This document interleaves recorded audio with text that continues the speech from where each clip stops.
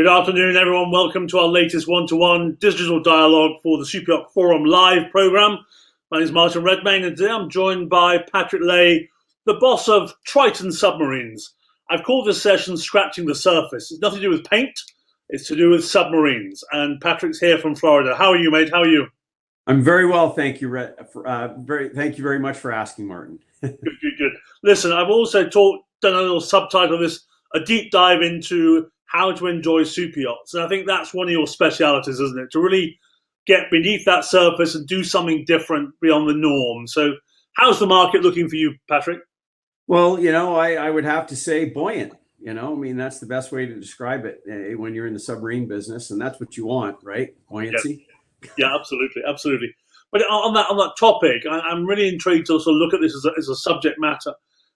What is the sheer number of subs out there today that are in the yacht space? Do you know the headline numbers and then we can talk about what the potential really is. I don't know the exact number in the industry. I can tell you that we're delivering our 20th and 21st sub right now. So it's not a huge number, but it's a growing number. And the thing that's exciting is that, when you go back to the early days when we first started the company, we couldn't even get people to take us seriously. But I think now people have recognized that a submersible is really a great way for you to enjoy your yacht more fully, to allow you to explore parts of our world you couldn't any other way. Yeah. And, I think it really does tie into this notion that, the current modern day yacht is more about the experiences that it can provide to the owners, not just, an opulent sort of platform that people can live on. I suppose it can be both, of course, but it's really about what a yacht can do for you. And a submersible is a big part of that. Yeah. And I think in terms of, if you go back in time and look at the key people who've been involved in submarines, you take the late Paul Allen, you look at Ray Dalio now, you look at Victor Vescovo. There's some really interesting, let's say, topics of conversation about owners who really challenge the market to think differently. What's the current state of play? Any new players coming in the market today? Yeah, there are, absolutely. I mean, you've probably been reading about some of the new ones. I mean, you mentioned some great ones. I consider these to be, sort of pioneers, early adopters, people who recognize the sort of magnificence of a craft that could allow you to explore our oceans. We're working on a project right now that you may have heard about for Project Rev Ocean. It's a submarine that will dive to 7,500 feet, 2,300 meters. It'll be the deepest diving acrylic pressure hull equipped submersible ever built. It's a very exciting program. And like the program you mentioned, Ray Dalio's program, Ocean X, their focus isn't just on recreation. Of course, a submersible can be just that. It can just be a tool for allowing you, your friends, family, and guests to explore the ocean, but it can be a lot more than that. And Ocean X recognized that early on, or Ray recognized that early on. And, they use their submersible as an exploration tool in the very real sense of the word. They're taking scientists down, they're doing groundbreaking research, they're collecting video and stuff that they can share with the rest of the human family that creates excitement and interest in our oceans, which, let's face it, the oceans desperately need that. And so programs like the Ocean X one and Paul Allen's program, Vulcan, and of course now this new program that is called Project Rev Ocean. These are very ocean-centric platforms that have ROVs, AUVs, submarines on board. They're catering to scientists. They're going on these expeditions with a view to furthering our knowledge and understanding of the oceans. And I think what could be more exciting, really, than that? Yeah. I think it's an interesting subject, Patrick, in terms of, if I ask you, what do you think the market doesn't quite understand or appreciate about the submarine world, what would you say? I think I would wrap it up in the fact that most people have a misconception of what a submersible is, or more particularly, what it isn't. Like, you see people, I think by and large, people expect that a submersible is going to be enormously complicated, difficult to operate, and might be a source of frustration on a yacht. And what they fail to realize is that a submersible is actually a very simple craft. They're incredibly reliable. They're easy to maintain. They're fun. They're exciting. These vehicles that we design, engineer, and build at Triton are fully accredited. So they're not some, sort of thing that we throw together in the backyard. These things go through an arduous accreditation process that ensures when you get into this thing, it is safe for you, for your friends, for your family. And, it's exciting. It allows you to go and see a part of our world you could not visit any other way. Yeah. And you become a true explorer in the very real sense of that word. Every time you get in a submersible and you go below 30, 40, 50 meters, you're most likely seeing a part of our world that nobody's ever seen before. And I think that resonates with modern day yacht owners and others. Yeah, yeah. In terms of your experience in the last, how long have you been in the market now? Well, Triton's been around for 14 years. 14. And, in the early days, it was a slog. We would get laughed at boat shows. People thought, what a ridiculous idea a submersible on a yacht would be. But in actual fact, it's an inspired idea. And I think yacht owners and yacht manufacturers are beginning to recognize how a submersible is a wonderful accoutrement for a yacht. You can run around on the surface, and you can jet ski, and you can heli ski, and you can do all kinds of things in tenders. But to be able to open up that entire world below the surface is very exciting. And it's even more exciting when you consider that you don't have any of the physical limitations with a submersible that you do in, say, diving. You don't have the bottom time limits. You don't have the physical exertion. Diving in a submersible is effortless. It doesn't require you to be, a U.S. Navy SEAL, fitness level. You can get in the sub, you can sit there and relax. It's like sitting in your living room, and you can enjoy the experience. Yeah. I remember seeing David Attenborough climbing into one of your subs. And he was 80 something years old. And no, he was 90 at the tender age of 90 years of age. And not at his fighting best, but still, what a remarkable human being he is, and how privileged were all of us to have him, taking such a keen interest in the ocean and to sharing these wonderful stories with all of us. That's what we need to be doing. We need more of that. Yeah. So I have a sort of general question about the industry as a whole. Sort of other things in this market that you've experienced that frustrate you still? I think the lack of understanding about subs. I think the typical thing that we fight against are the myths that are really entrenched from the time we're little. When we're watching submarine disaster movies, you see, Das Boat, you see them being, depth charged, and people choking on toxic gas and, drowning, inside these things. And, what people don't understand is submersible is not a military submarine. The two things are starkly different. A submersible is a very quiet vehicle. It's more of a vertical probe. You're not going to get in a submersible and go across the Atlantic. Yeah, you're going to sit in one, and you're going to explore an area maybe the size of a neighborhood, and you're going to be able to get right up close and see things. Military aircraft don't have windows. So I think the thing I would point to is really a lack of understanding. It's one of the things we've been combating over the years. Is we've embarked on kind of an educational campaign. We want people to better understand what the realities of submersible ownership are, how fun they are, how exciting they are, how easy they are to operate. And that's why programs like this are really important for us, Martin, because, to get the word out to people that you don't need to be intimidated by a sub. They're actually probably less expensive to operate than your tenders and jet skis on board. Really? Okay, that's an interesting point. I think that's part of the misconceptions you say is that you often hear stories about the handling requirements or crane requirements and crew requirements even. But actually, from what I've heard from other people who've got subs on board, it's actually fairly straightforward if you have a good regime and a good plan. Yeah, it's like anything else on the yacht. A well-planned and orchestrated yacht program can easily incorporate a submersible, into their portfolio of equipment.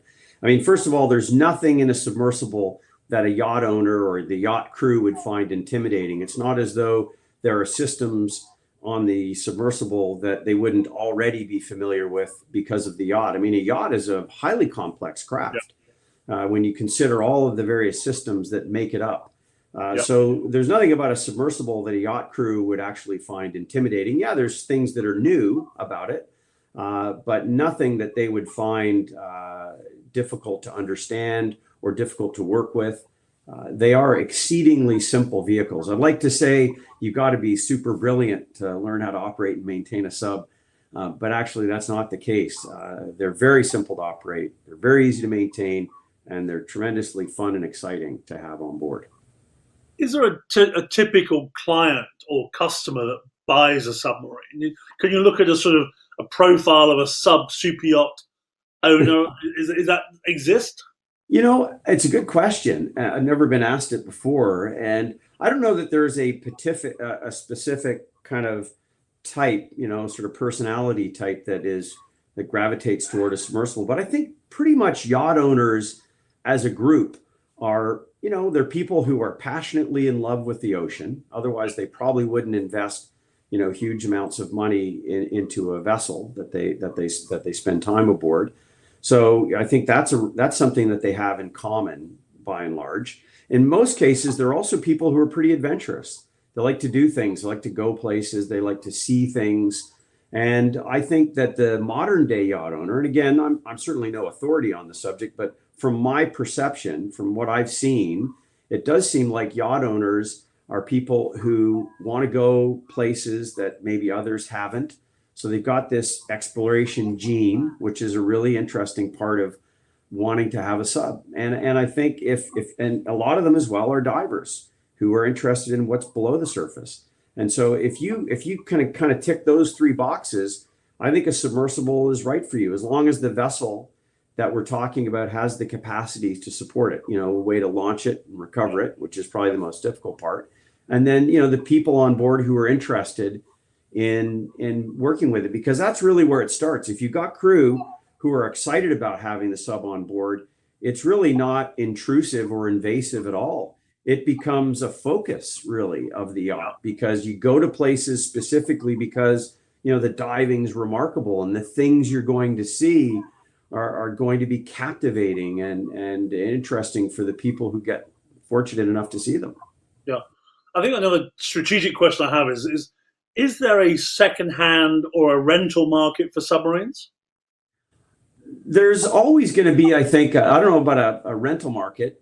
Definitely there is a second-hand market, because one of the things that we see is, a yacht owner. I mean, you think about yachts are very much the same, where a person buys a yacht and then in a few years they might want a yacht with different capabilities that's a little bit bigger, or that can handle a helicopter, or more tenders and toys and things of that nature. And a submersible is the same. They may take delivery of a sub, and then they think about how they might want to augment that capability, maybe dive deeper, carry more people, add additional features. And the subs are quite versatile. So you can take an existing sub and you can kind of equip it. It's like a Swiss Army knife. We put whatever tools and equipment onto the sub that you want. But definitely there are people that want to upgrade, go to a different model. And as a consequence, yes, there are subs out there. I'm very proud of the fact, though, Martin, that every sub, not some of them or most of them, but every sub Triton has ever built is still in service today and still in the hands of a client that we enjoy a very important and mutually beneficial relationship with. Good. No, I'm just thinking out loud in terms of the rental market, is whether there's an opportunity for people to use these on charter as part of a new program with the advocacy and introduction of support vessels and shadow boats and stuff. Do you think that's going to become part of our future, if you like, and that more toys will be available for specific people? I think you can point to the recent example of the launch of La Dacia. You've seen La Dacia. You've seen this is a vessel that's a no holes barred, go anywhere in the world vessel. And that vessel is a vessel that can be chartered and will be chartered as part of their plan. So, and it has a submersible on board. It has a Triton 1653 LP on board. And I think anybody that's going to charter that vessel is going to want to go places where they're going to explore. And that exploration will certainly include the ocean, exploring what's underneath the waves. So, personal question for you, Patrick, is where's your favorite place to go diving? That's such a difficult question to answer. But one of the most beautiful places I ever dived was in the Solomon Islands and in Papua New Guinea when I was on an expedition with the American Museum of Natural History. They were doing a scientific research project on bioluminescence and biofluorescence. We had some remarkable diving experiences out there, but of course, diving in the Caribbean is fantastic. The Bahamas, which is, kind of a stone's throw from where we are here in Florida, and is the place where we typically do all of our sea trials and testing in our subs, is beautiful diving. The things you'll see out there are magnificent. The Caribbean, the Cayman Islands, Belize, the Mesoamerican Reef. There are so many fantastically interesting places all through the Pacific. The fact is that there's really an unlimited number of places to dive with your sub, and that's what's so exciting. That's the point. We're saying scratching the surface. The 70% of the world is ocean. Yeah. So you've got an adventure that is unlimited almost with what's underneath the surface. So that's what's so exciting. I think the other thing I want to just explore here, Patrick, is adventure's one thing, watching the ocean and what's underneath the ocean is another thing. What about treasure hunting? Yeah, interesting. You bring up treasure hunting, but one of our customers right now is very focused on that specific activity. And I go back to that Swiss Army knife analogy. You can equip a sub with magnetometers and scanning sonars of different types and all kinds of equipment, really limited only by your imagination and your budget. So you can equip it for science related activities, filming activities, just fun and exploration. You can use it for salvage and treasure hunting. And this particular individual is very interested in treasure hunting, and I don't know if I can get too specific, but I know that they've discovered a pretty exciting and pretty interesting wreck that they're working right now. And I think the sub eventually is going to be a big part of that, because a lot of this stuff may be found in deep water beyond the reach of traditional divers. Yeah, exciting stuff. So listen, let's talk general about the industry. The industry has changed dramatically in the last 20 years since I've been involved, and last 17 you've been involved. What still needs to change? What still needs to get better in terms of how the industry works, or how intermediaries get involved, or decisions are made? That's a topic I like to discuss. Well, I think that we need to be promoting yachting in places where right now it's not that popular, or maybe really almost non-existent. I think places like in Asia and Africa, South America, there are yacht owners potentially out there who really don't know what's exciting about owning a yacht, and maybe the concept of owning a yacht is so foreign. I think breaking into those new markets is a big part of a strategy for continued growth in our industry generally. Yeah. And in terms of the industry, how it makes decisions from your perspective, or how buyers make decisions on, let's say, buying a submarine, or that decision process you talked about, education. What can we change there in terms of how do we make sure that the principal, the owner, gets the information he needs? That's something I always think is part of a barrier process in the industry that needs to be addressed. Again, very good question. Not quite sure how to achieve it, because as I'm sure we typically deal with intermediaries, not generally the principal directly, or at least not initially. Yep. Eventually, you do deal with the principal. When you take him and his or her and his family diving, and they get a chance to experience the sub. Then you have that direct interaction. But by that time, the sub's already there and on board, and any decisions that were made have already been made. I know, clearly a decision of the magnitude of purchasing a submersible and incorporating it onto your yacht is a big one. It seems unlikely that process would happen in isolation. I would be quite certain that this would be the sort of conversation that the principal would take a keen interest in. And so what we try to do is we try to make the information about the sub and about its capabilities and limitations and the realities of incorporating it onto the yacht as digestible as possible. We try to share it with the people that we work with, whether it's the yacht manufacturer or the client's representatives that we're dealing with. And I think by and large, that information is shared. So that communication, that conversation is happening. Of course, it's filtered as it always is. You don't typically talk directly to the principal, although we have a number of clients that we do deal directly with the principal. You know, this is an emotional purchase. This is something they're excited about. They want to talk to us. Often they want to come and meet us. They want to see the project as it's underway. And we love that. We encourage that. We want that interaction because it's a great way to ensure the best result, right? At the end of the day, when the sub is delivered and you put it onto the vessel, you want things to work seamlessly. That requires cooperation at all levels. We've got to work closely with the shipyard and the naval architects to make sure that the equipment that's needed to support the sub, to launch it, to recover it, to support it, has been carefully thought out and has been implemented in a way that is elegant and effective. And so we're starting to see levels of communication that we didn't obviously see at the beginning because there was so much resistance to the idea. Now that's absolutely changed. We have great interactions with the shipyards that are a critical part of being successful with the installation. Good. In terms of the typical size of boat that could or should carry a sub, is there a minimum limitation? Well, it depends on the vessel's configuration. For example, you can launch and recover a pretty big and heavy sub on a fairly small vessel if it's equipped specifically to do that, like a catamaran or something with a lifting platform or a gantry or of some type. But as you start looking at monohull traditional motor yachts, they do tend to need to be of a certain size. We've got subs on vessels as small as 30, 35 meters. And of course, the one we just delivered to a vessel that's, over 140 meters. So, they run the full spectrum. I think it really is about the planning.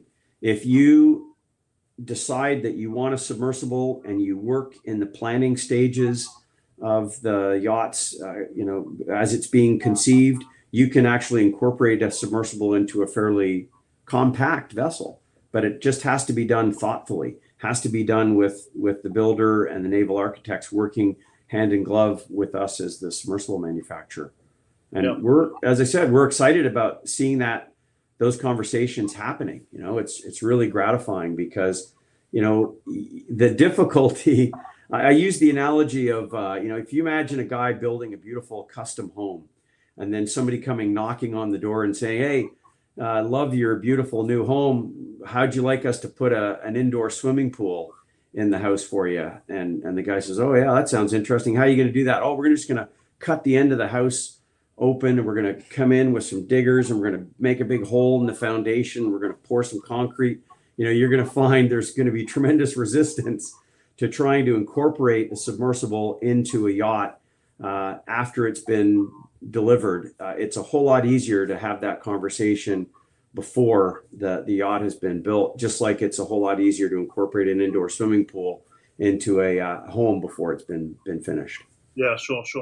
So what's the future expectation, Patrick, in terms of how is the market behaving and how is it looking from your perspective? Well, of course, from my perspective, I'd love to see a submersible on every yacht. Probably that's not realistic, but it's exciting to see more and more people embracing the idea. We think that a submersible on a yacht is sort of for me, I guess if I were in a position where I could own a yacht, but I'm not, sadly, I would certainly have a sub. Yeah, but is the market going back to your first point, it's buoyant as in there's lots of inquiries or people are talking about subs at the moment, or is it still something that needs to still gather more momentum? Well, it's gathering momentum all the time, but we're having more conversations about subs now than we've ever had. And like I said, and the quality of those conversations are far better than they were originally. We're no longer kind of relegated to the fringes. People don't look at this as kind of a crazy idea. It's now viewed more as an inspired idea, and more people are embracing the idea of submersible ownership. So as a consequence, you're having more conversations with people that are based on, common sense, reality. You're seeing yacht manufacturers, naval architects engaging in these discussions, because at the end of the day, it's in everybody's best interest to ensure that those conversations happen, as I mentioned before, when the yacht's being conceived, when the planning is being done, and when the idea of incorporating a submersible into a yacht is so much easier, and you can do such a better job, a more elegant job of incorporating a sub into a yacht if it's done in the planning phases of a yacht. Yeah. And in terms of the arrival of shadow boats and support vessels, has that changed the landscape too? Absolutely, because you're no longer constrained to how you're going to incorporate a submersible into this beautiful, elegant yacht that might be a little bit like the analogy of that custom home that they don't want to cut a hole in the side of. Instead, with a separate platform, you can now easily incorporate a submersible. It's simply a matter of plunking it onto the deck, making sure the spares and the support equipment like battery chargers, air compressors, booster pumps, oxygen storage have been accounted for. That's a relatively easy thing to do on a platform like that. And these sort of pickup trucks for the ocean have really transformed people's ability to acquire a submersible and enjoy it without any adverse effect or any kind of changes required to their parent yacht, to their main yacht. Yeah. And in terms of, well, this is a fairly obvious question to ask, but in terms of how people use their submarines, how often do they go down? How often do they actually, someone who's got one as more of a toy than an exploration vehicle, is it a constant use? Do you track that in terms of how much time is underwater? Yeah, we do. I mean, we keep logs of every dive that every sub does. It's a requirement for certification and classification of the sub. So, accurate logs are kept of the sub's use, and owners run the full spectrum from those who use it very infrequently. We've got one sub that we delivered, and basically it lives in a warehouse, and it does its annual survey stuff, but doesn't actually get out there and dive, which is frustrating for us because we love to see people using the equipment and enjoying it. And then you've got other people that are diving their sub virtually every day because they really enjoy it, and because it's such a simple and effortless way to explore. And so I think you've really got people that run the full spectrum from very infrequent use to daily use. And of course, the subs are quite happy in either environment, as long as you're following the very simple maintenance schedules that come with a sub. You're looking after the sub and operating it responsibly, which is part of the training that we offer. The nice thing too about a sub is you can take it anywhere. You can dive in Arctic temperature water. You can dive in tropical water. So it's an incredibly versatile tool. You're not constrained to just using it in a very small envelope. You can use it anywhere in the world as long as the conditions for launching it and recovering it are appropriate. Yeah. And what's on the horizon for Triton in terms of new product or new developments? Well, we're working, as I mentioned, on the project for Rev Ocean, the Triton 7500-3. We're also working on a 7-seater sub that will dive to 500 meters or 1,650 feet. That's an exciting project. We've just delivered our first 6-person sub that dives to 1,000 meters. And it features right now the largest and thickest acrylic pressure hull ever made. The pressure hull is 205 millimeters in thickness, about 8 inches. Wow. And it's 2.55 meters in outside diameter. It is massive. You could actually take the spheres from our other models and put them inside and have them roll around like a marble. So it's a really impressive piece of acrylic. And we're excited because these advances that are being made in materials technology and battery technology, predominantly because of the drive for electric cars, have really allowed us to expand our product line to include bigger, deeper diving, greater capacity subs. So it's a really exciting time for our industry. I mean, in 5 years, you mentioned 10 years, but in the last 5 years, Martin, the changes that I have personally witnessed in battery technology and materials technology, I mean, we can now build a sub with an acrylic pressure hull that will dive to 4,500 meters more than 13,000 feet. We call it the Titanic Explorer. It's Yeah. just so exciting that you could go in a transparent pressure hull to visit a wreck like the Titanic, for example.